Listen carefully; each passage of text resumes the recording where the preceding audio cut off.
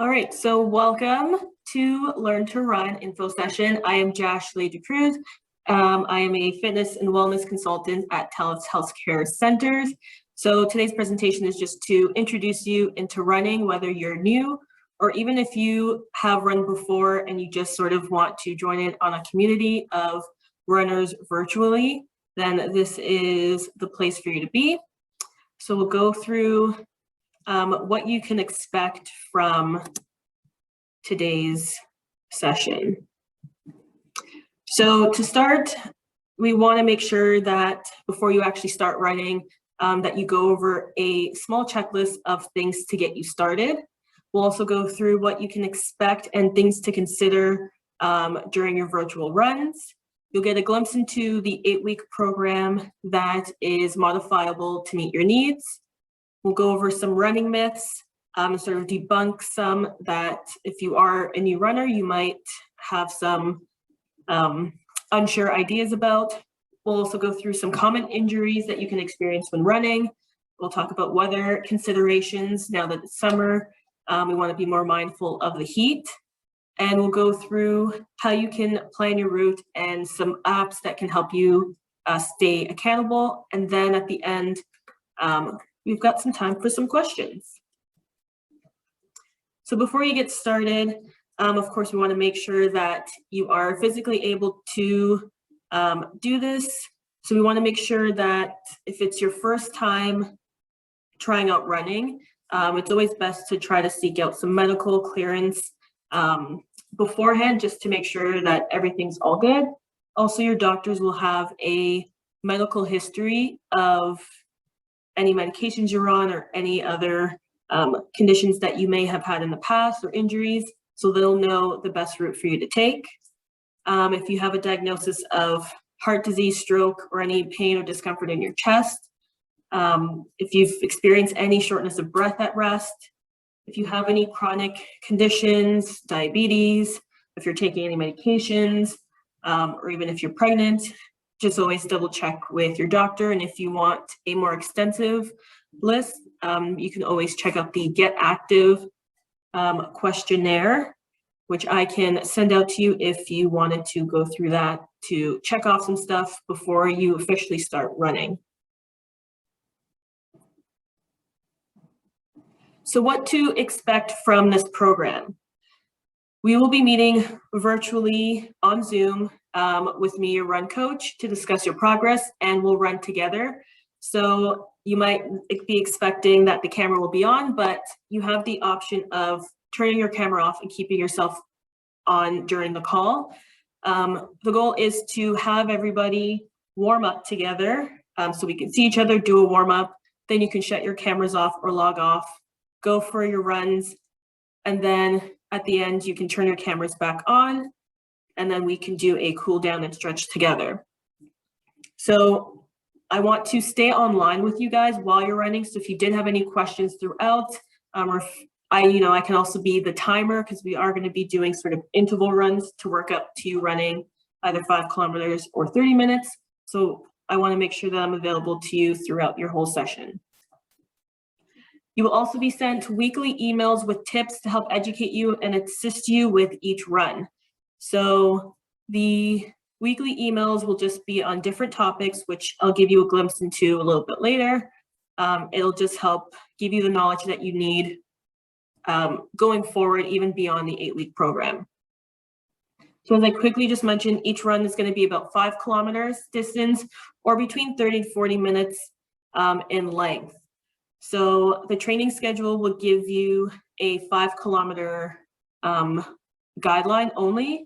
But again, based on your needs, you can communicate with me and we can discuss other routes if you want to go beyond 5K, or if you're looking for something a little bit less than 5 kilometers or a 30-minute run.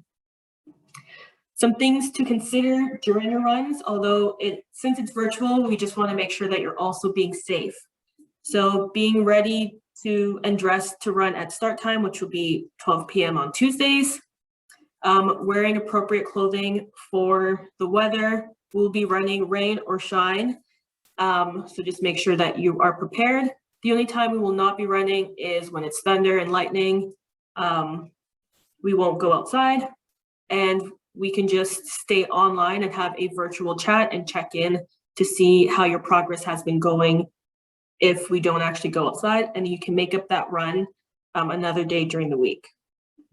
Just making sure to obey all traffic signs and lights and respecting other pedestrians, knowing the route that you're running, being aware of your surroundings if you have your headsets in, doing other training outside of running, you know, doing some body weight stuff, and we will get into topics like that throughout the weeks.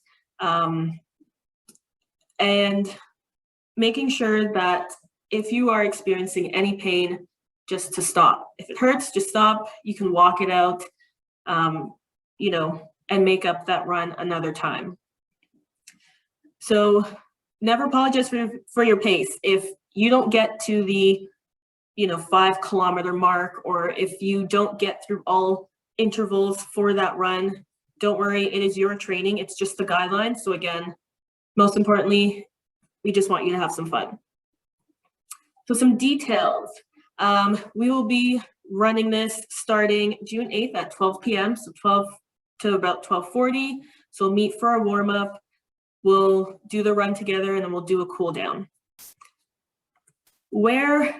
So any route near you, someplace where obviously if you can avoid a lot of traffic and pedestrians, that's best. If that's not possible, just trying to find a route that's around you. That is the safest.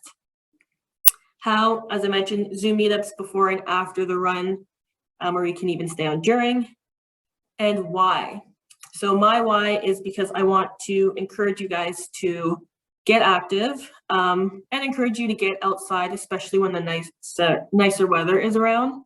But I also want to make sure that you guys are doing it safely, and I want to encourage a healthy lifestyle for all people. So I want you to think about why you are deciding to run this group, to run with this group, because the why is important to how successful you will be.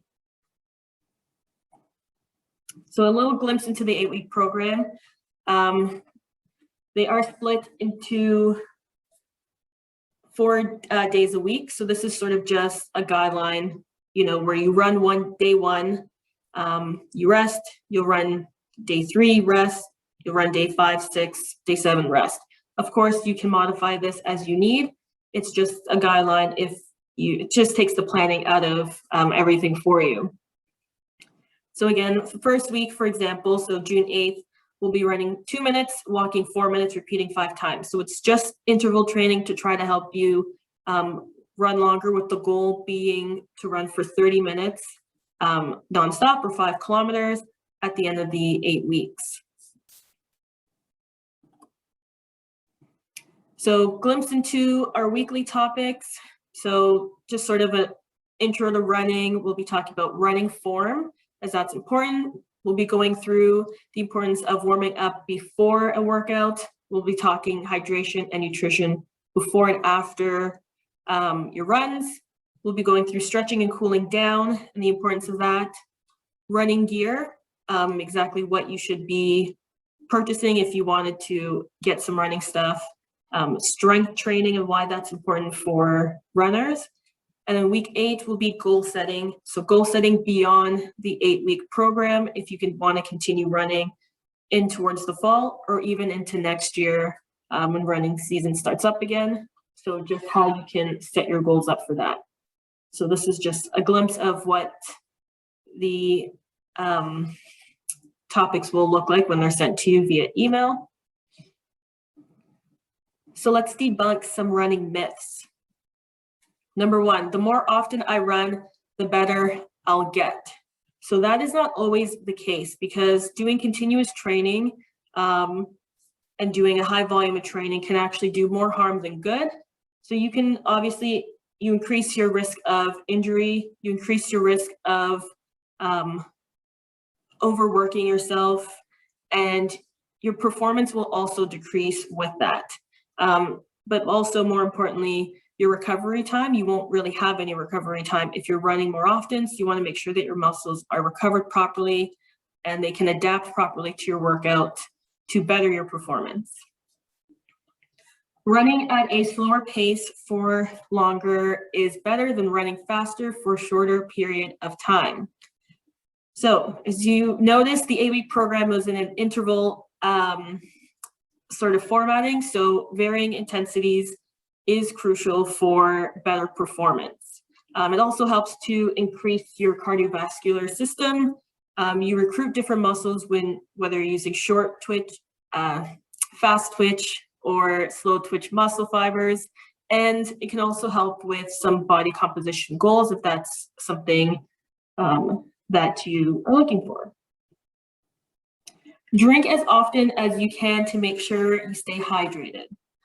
So hydration is definitely important. However, there's that saying, too much of a good thing can actually be a bad thing. So you don't want to be overhydrated, as that is definitely unnecessary and can definitely have effects on your running. So hydration is important, but too much can actually decrease your performance. You can get muscle spasms and cramps. Your running will be disrupted with having to go to the washroom, and with a lot of things being closed, that your washroom outlets are sort of restricted. You might feel full. You also might get a little bit nauseous while you're running. And because you're drinking so much water, your equilibrium and your levels of sodium and electrolytes will be off. And our last myth, running will wear down my body. So this is a common one that a lot of people fear because running is an impact sport. However, you want to make sure that anytime that you feel a sign of pain, that you're tweaking your runs and that you're working around that to make sure that your body is staying healthy and that your body is staying recovered. So things to consider to make sure that you're not wearing down your body is to check on running form, which is why week 2 we'll be talking about that. How is your training plan? Are you running, but are you also recovering in between? Are you doing some mobility or stretching in between your workouts, your run days? Are you doing any body weight exercises to strengthen those muscles?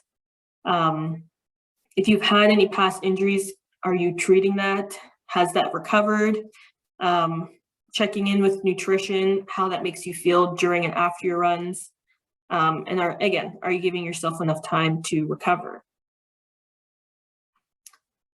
So speaking of recovery, we're going to head into injuries. So some common things that you'll experience when running, especially if you're just starting out. You might experience some shin splints, some Achilles tendinopathy, so any inflammation, stiffness in the Achilles, some heel tenderness, so plantar fasciitis, hip back tightness or pain, as well as foot soreness. So because we're putting a lot of pressure on our lower bodies, these are common injuries that could happen, and it's not to scare you, but the good news is that most of these are preventable and treatable. So again, by making sure that you're recovering properly, stretching, doing some strength. But the bad news that a lot of people don't really like to hear is that you actually have to put in the work to make sure that you're refraining from putting yourself into these harmful injury situations. So some ways to prevent, making sure you have good ankle and hip range of motion, since when you're running, you're planting your foot down on the ground, you need a little bit of movement and range of motion in the ankles. You also need a little bit of range of motion in the hips. So typically runners do find some tightness in their hips as well when they're running. So just making sure that you're able to stretch out and mobile those areas would be great, which is why we'll be doing a warm-up together.